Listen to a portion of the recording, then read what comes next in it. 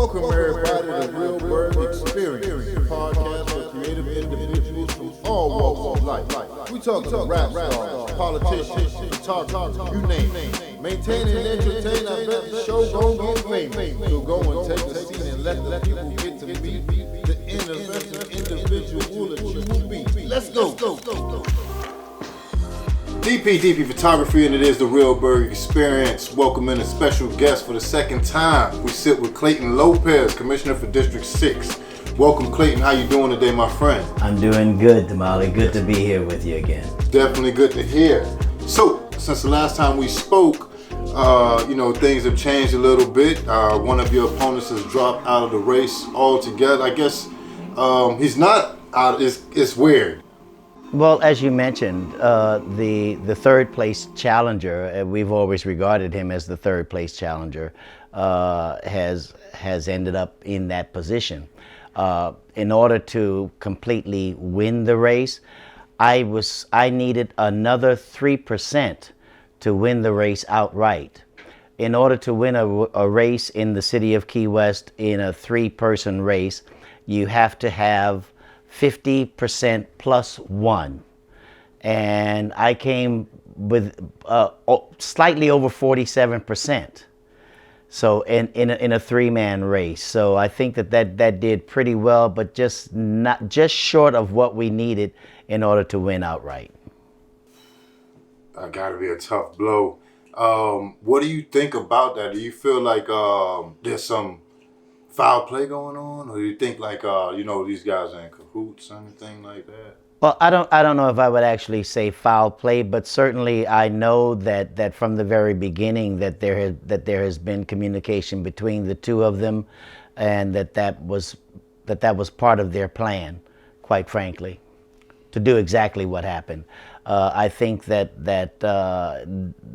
their end hope was that one of them, because of that division in the votes, I think that their hope was that one of them would have ended up on top. But again, thankfully, there are enough people that recognize what I've brought to the commission and my accomplishments as a commissioner, and that's what actually put me ahead of them to the extent that it was. So one of the big things that you guys disagreed on was the cruise ship referendum. Do you support? Just tell me what's the whole deal with the cruise ship referendum. Well, there are actually three referenda, and one of them is I would probably say that the one that everybody is probably the most concerned with or least concerned with is cruise ship referenda 3, and that's the one that refers to the number of people that actually come out off into the streets and are walking the streets. And that's the one that people aren't so concerned about, because again, the businesses on Duval Street and stuff do benefit from them. Beyond that, I'm actually 100% behind the cruise ship referenda, all 3 of them. So, I mean, what are the 3 cruise ship referendum? Okay, you say the third one is how many people actually get to come off of... That's the second one. That's the second one. Mm-hmm. So what's the third one and what's the first? The third one actually refers to the size of the ships that are allowed to come in here. When we spoke last time, I think I spoke to the overall concept of the referenda, all 3 of them, in that saying that I really agree with the whole process, because the truth is that I think that, and this might answer your question for number 1 as well, I think that we being the destination, being a destination of choice, being a destination that's desired by many and used and marketed by the cruise ship industry as a destination, I think that we should be in the driver's seat as opposed to letting them decide whether or not they stop here and what they dump on us, so to speak. I think that we should be in the driver's seat as determining who comes in, how often they come in, what those conditions are when they do, and all of the above. You know, we've got a fragile ecology. We've got a fragile environment that we've got to deal with, and that's so very important across the board. You know, one of the reasons I'm running is not so much because of what impact I might have on those folks of my age per se. I'm more concerned with the folks that have gone on before and making sure that I maintain the dignity and the history that they've brought in, but even more concerned about those that are yet to come. Your children, my grandchildren. They're the ones that I'm most concerned with. What we leave them. What is left after we've already made all the decisions that we're making today. So that's why it's so important that people do get out and actually vote in favor of these cruise ship referenda. So, with that being said, how do your grassroots compare to that of your opponents? Well, my campaign has always been more of a grassroots campaign. I don't know how to do it any other way. I come from the people. I've always been active in our community. I don't remember a time in my life that I have not been a part of something that actually helped someone or some group within our community. Or some entity within our community. That's just who I am. That didn't begin with me. That began with, you know, again, one time, last time you and I spoke off camera, I talked about people that influenced me, your grandmother being one of them. Okay, I spoke about people that influenced me. These are the people that helped to raise me. And I admit, I was a rowdy kid. I was, but it took people like her and of course my parents, my grandparents, and so many others in the community. That's what brought me up. That's the reason that I don't know how to do it any other way than to go with a grassroots campaign.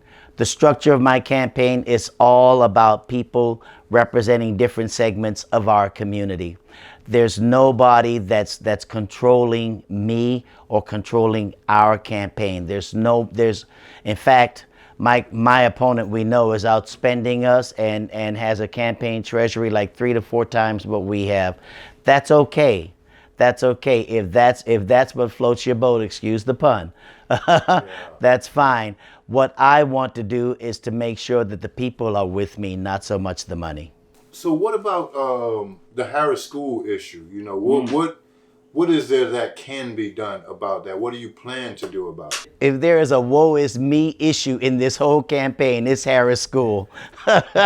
Because it's one of those that I've been dealing with since before I was a commissioner. And Harris School it began with a situation where the school board wanted to excise that property, and the city had opportunity, the county had opportunity, the state had opportunity. And as it turns out, that the property ended up in the hands of private ownership.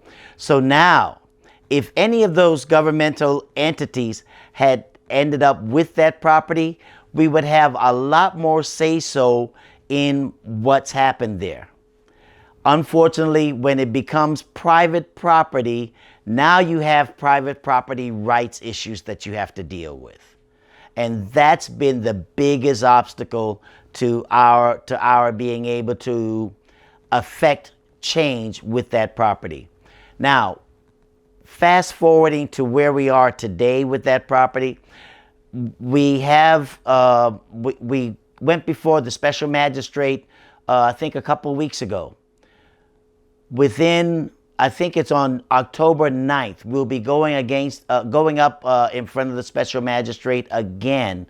And there was a delay because the magistrate himself and the private owner's attorney herself, and one of our attorneys, had different things going on. Some of the people that the neighbors who are witnesses to this, it was too difficult to get all the parties together. I guess that's the short answer. So on October 9th, we go before the special magistrate again, and we're hoping for an outcome that's going to benefit the entire community. And as commissioner, I'm looking for that favorable outcome. Another big thing that's been coming up a lot, I've been seeing it all over Facebook. They like promoting for Black Lives Matter, and they actually like had like a drawing, I believe, on what was that, South Roosevelt Boulevard or maybe Atlantic Boulevard, Atlantic. Key West. But what do you feel about that? Do you support Black Lives Matter? Or? Oh God, yes. I'm sorry. I don't mean to jump in on you on that one, but that one is so important to me. Again, I talk about my community service and my activism and everything. That began as a very young man, and one of the things I was most known for was my outspoken positions with respect to equality, especially dealing with racial inequality in this country. So that said, the Black Lives Movement comes at a time when I think that we have another opportunity that we may have missed somewhere since between the time that I first started speaking about this and today. So I'm really glad to see that we've got a group of woke individuals, both black and white, and some of those races in between, that are joining together to make a difference, because we recognize that the injustices that occur for pretty much everybody are definitely disproportionately inflicted upon those of color, especially blacks. I can go into my own family history and talk about the blacks that have been my family members that have been lynched by the KKK here in Key West, and there's so much. So this movement is a modern day version of stepping out of the quote unquote dark. To again, the wokeness is what we've been waiting for. I'm so glad to see this. And one of those things that I've said when we had the march was that, hey, I'm glad to see you. Where have you been? So I'm glad that these folks are here and that they're jumping on board. And we're seeing people of all ages, all colors, all ethnic backgrounds, and various political and religious beliefs. Everybody's getting involved in this to some degree. So that being said, how do you feel about the blue? Because that's another big issue. You know, Agreed. Do you back the blue? Absolutely. 100%. Absolutely. Well, yeah, I do back the blue, and the fact that I do, I want to be very clear. Just because I do back the blue does not mean that I don't support the Black Lives Matter movement. And I want to be clear too. Even within that, I support the movement, not necessarily the organization behind the movement. There's a little bit of a difference there. Big difference. Big dip, yeah, to say the least. To say the least. So, but yeah, I think that there are enough woke people on both sides that actually get that too, and I just think that right now we're getting to a point in the country where that conversation is being had, and it's a necessary one, and at some point everybody's going to have to come to the table. Because we have so much that we all can lose if we don't. The affordable housing. Let's talk about affordable housing, because I don't believe it's obtainable. They're talking a lot about, 3.2 acres in the back, right there in the corner. And they're saying that's for affordable housing. It's hard for me to believe, you know what I mean? It's like it's so close to Fort Zach, for years. I just think, I don't know, man. I just, I think a little bit different. I feel like all of that's going to get wiped out of there. And, 10 years from now, it'll be like big $1 million homes close to the water. I got to tell you, I share that concern I share that concern, but what we're looking at is actually producing homes that people can actually afford to live in. Mixed income. Mixed income to the point that we address that gap area between the low and very low and the median income. Families such as your own that would be able to fit into an area, because you probably make too much to fit into that low and very low area, and then of course probably not enough to fit into the higher income brackets. Well, then what we need to address that area. We need to adjust the formula. The whole area over there came about because of the desire for housing on that property. That's where it all came from. So people that talk about the waterfront and the like, I get it, I understand, but that is a separate parcel, and it unfortunately it's been melded into part of what we're doing, and this is the last piece that's going in. Bad on us, bad on all of us as a city, because the truth is that was where it started. That's been my cry. Unlike my challenger, when I tell you something, I've got it on the record. It's on the record. When I say that I've stood for this, there's a record that shows that I've stood for this. You can go back and check what I've said. Okay, I heard someone recently make the statement that, or someone told me of one of my challenger's supporters that claimed that I was lying. Well, again, hey, if you think I'm lying, there's a record behind everything I say. Everything I say is on the record. Okay, it has been. There's a 15-year record, at least 15-year record. And if you check the old newspapers going back as far as 1972, you can see that once again I've got an extensive longevity with standing up for what I say.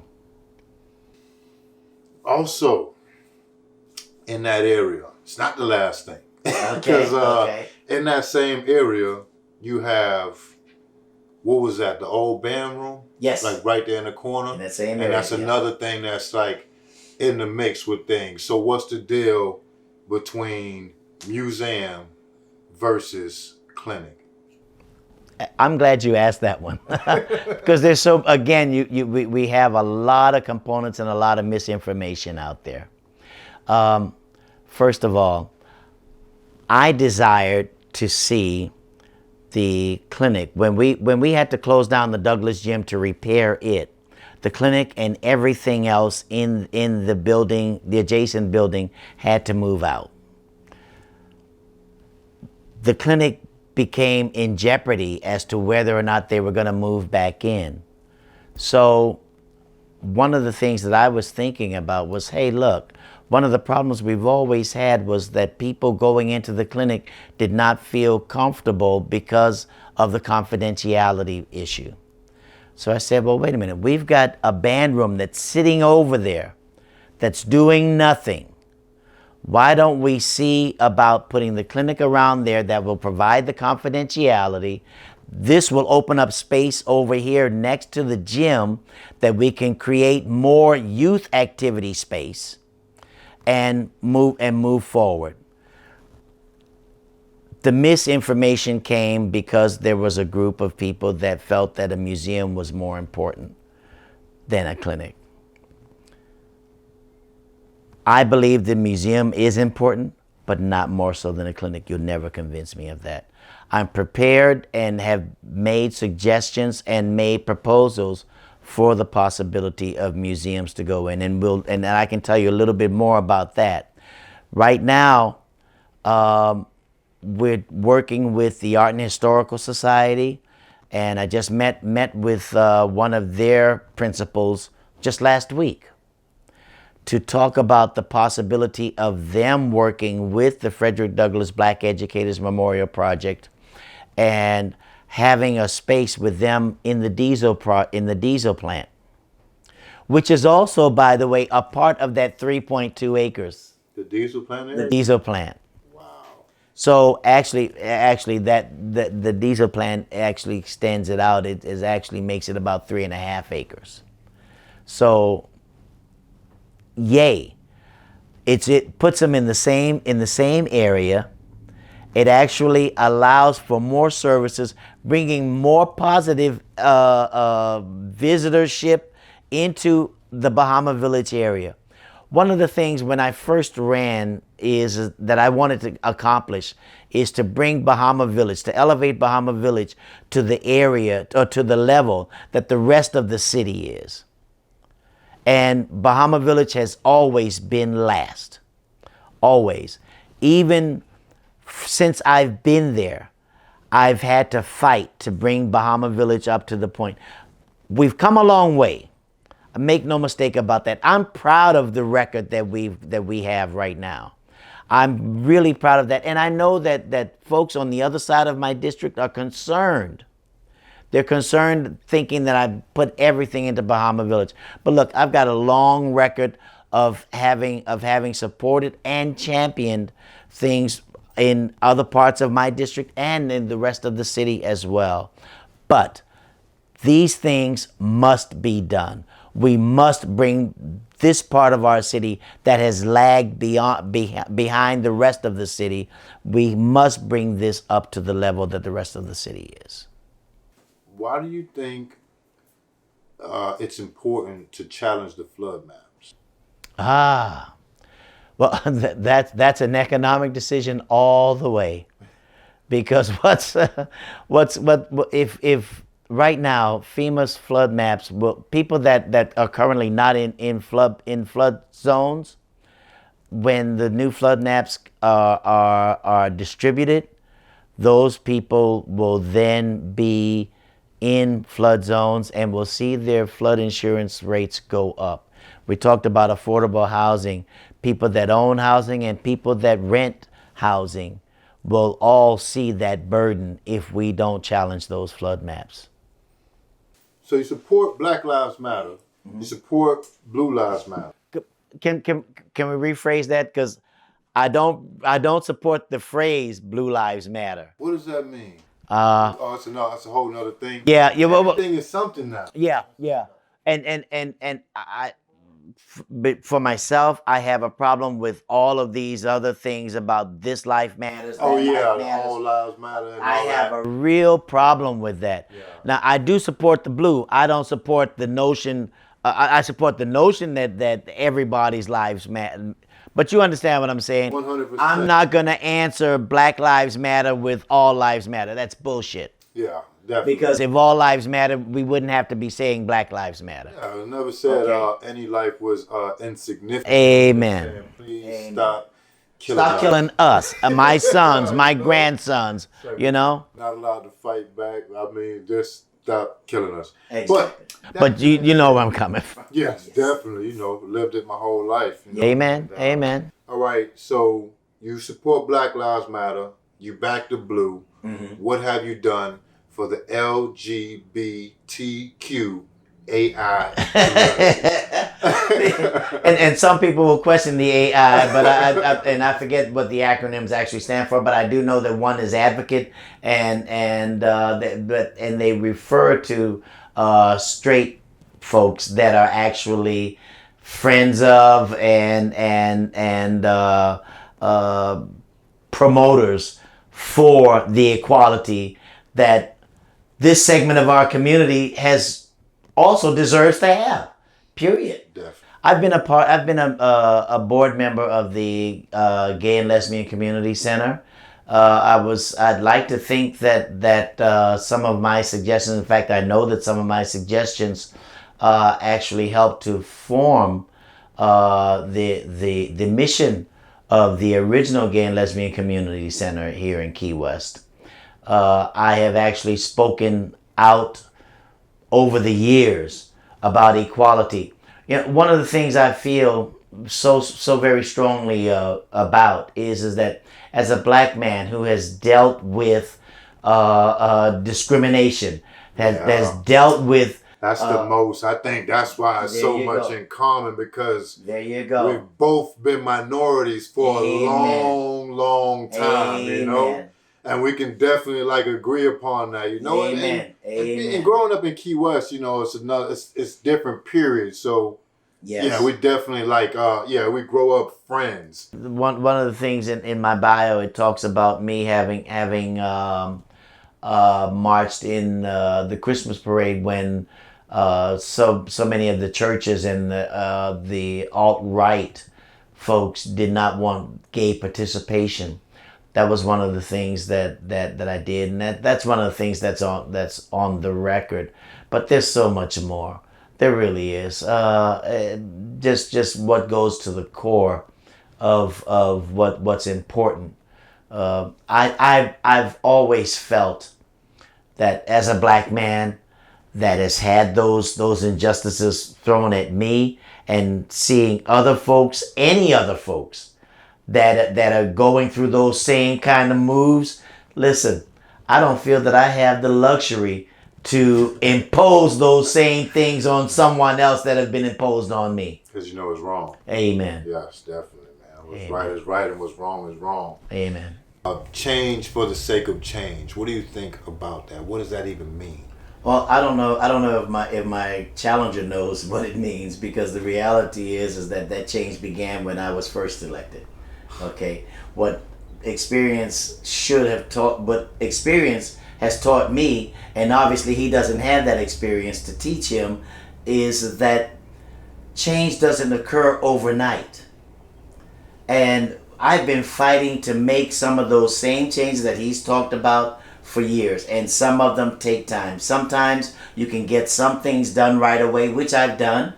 You can get other things that you have to work and chop piece by piece by piece, and that's what we're doing. And that's why I'm running this time, because I believe that this time is when we can finish the job. That's all I'm looking for. I'm looking for a chance to finish the job. If Mr. Barnett is sincere, if he's sincere about wanting to serve the people, because I haven't seen him at any of the rallies that I've been to. I haven't seen him at any of the marches for Black Lives Matter. I haven't seen him at very many, if any. I haven't seen him at any commission meetings. I haven't seen him anywhere in any of the things. And believe me, I've been out there. There, again, that too is on the record. I've been out there. There's no one that can say that Clayton Lopez has not been present. If you look for hands raised, where was my challenger's hand?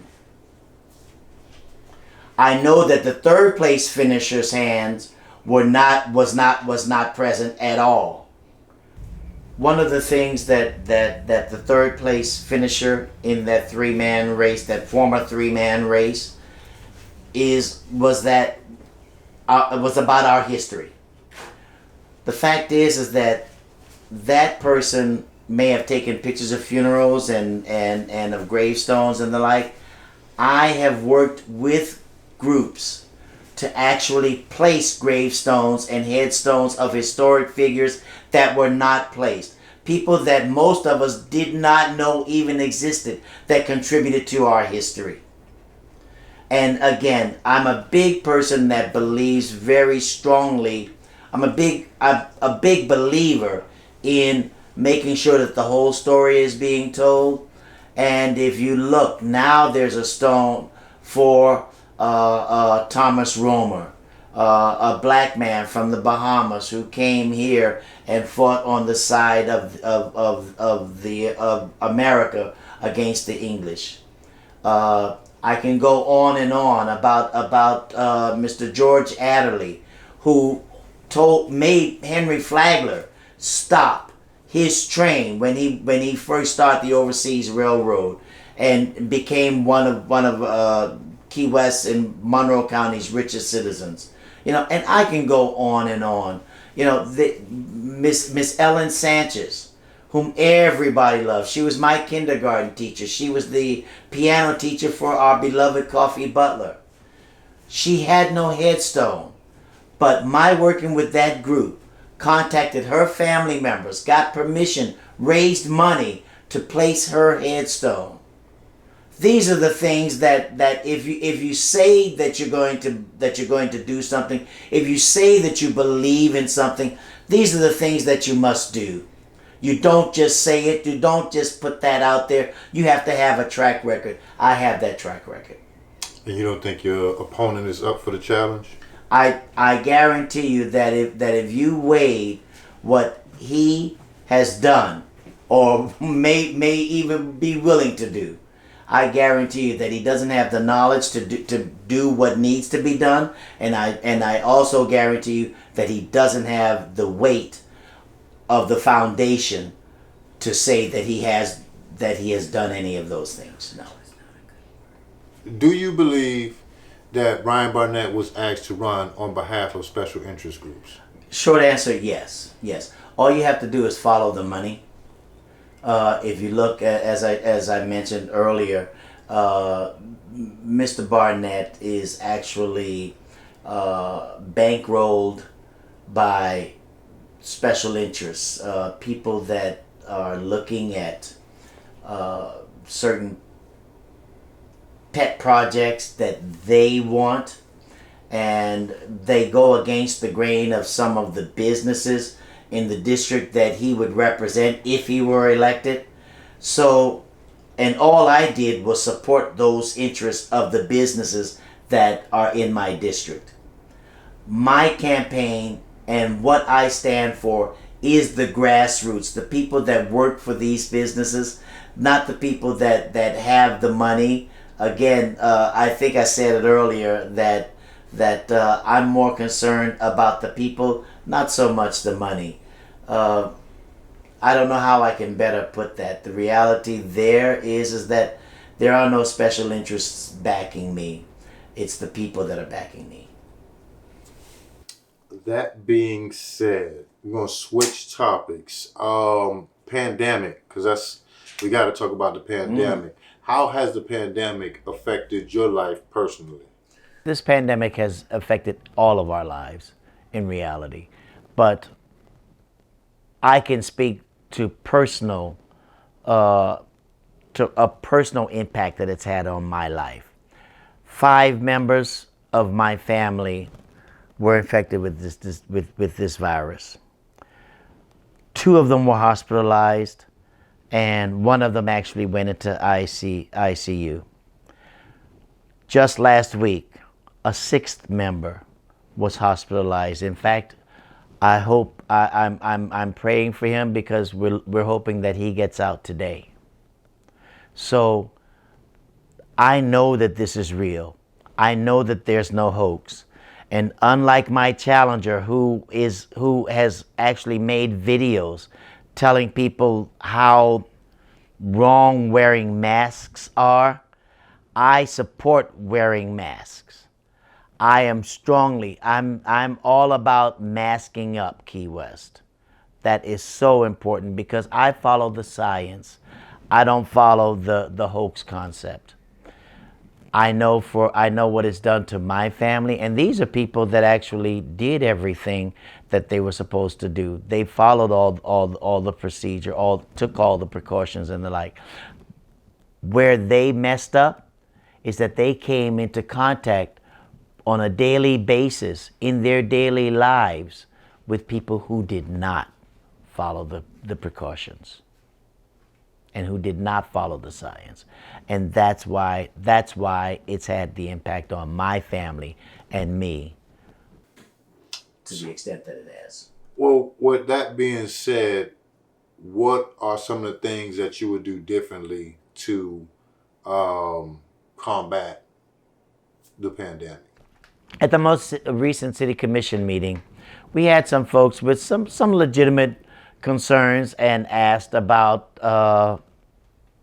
some leniency in certain situations and the like. But I told every one of those people that took the time to meet with me personally, and I said it at the commission meeting that night, if I had my druthers, we would have masks on 100% of the time, all the time, without question. There is no question because, again, following the science, We know that's our best protection. That, and of course social distancing. We know that. Now, again, those particular situations, such as exertive exercising, outdoors where you're walking and nobody else is around. I understand those situations, but that's the extent that I'm willing to go with this. But any other thing, I think, hey, just mask up. With that being said, how does it feel like in this campaign? Do you feel like you're running against two people? Do you feel like, how do you feel? You know what I mean? Like, Yeah. because it's different. You know what I mean? I know you've never been through anything like this before. You know, this is a first, right? This is a first to have a 3-man race, and even though one has actually been disqualified by the vote, the reality of it is yes, I am still running against two people, and the problem there is that they still combined don't have the understanding of what it takes to actually represent the people, though they both claim to. Okay, so you know, they had the election, and it wasn't really a high turnout for votes. And I feel like the people that don't vote, they don't really understand the importance of voting. You know, they don't feel like if they do vote that anything is going to change. You know, and I say that because I myself have felt like that before. But can you speak to how important it is to get out and vote and why? I don't think it's ever been more important for people to get out and vote, and definitely get out and vote blue. We've got 45 days until this election. It's really important that everybody get out and vote. Likewise, on the local level, everyone needs to recognize that this next commission is going to choose whether we have district boundaries, whether we have single member districting, and whether you understand it or not. The reality of it is that the single member districting allows for a person within a certain neighborhood, within a certain grouping of small neighborhoods, to be able to speak best about what they know that neighborhood needs. An at-large vote would not give us that. You could have 6 people from Newtown telling us everything that we need down here in District 6 or in Bahama Village. Without that, you lose that opportunity to be able to have a representative on the commission that represents the minority residents of the city. Right now, I'm the only African American governmental elected official in all of Monroe County. We talk about one human family, and yes, I believe in that concept. But there's a reality that the fact that I am the only one speaks to, and that concerns me. This next commission has the opportunity to either make that better or make it worse. And the only way that will happen is if people get out and vote. So with that being said, you guys heard it, man. Get out and vote. Tell the people. Get out and vote November 3rd. And please vote for Clayton Lopez. I promise you, those things that we have not accomplished, we will accomplish. Those things where we may have disagreed, I'm willing to sit down and talk with each and every one of you one-on-one. Let's make it happen. Let's do it together, because we're all in this together. Kumbaya, my lord. Kumbaya.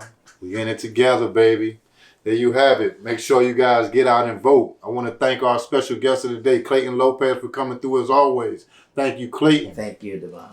One time. Brother. DP, Clayton Lopez. It is the Realberg. We out.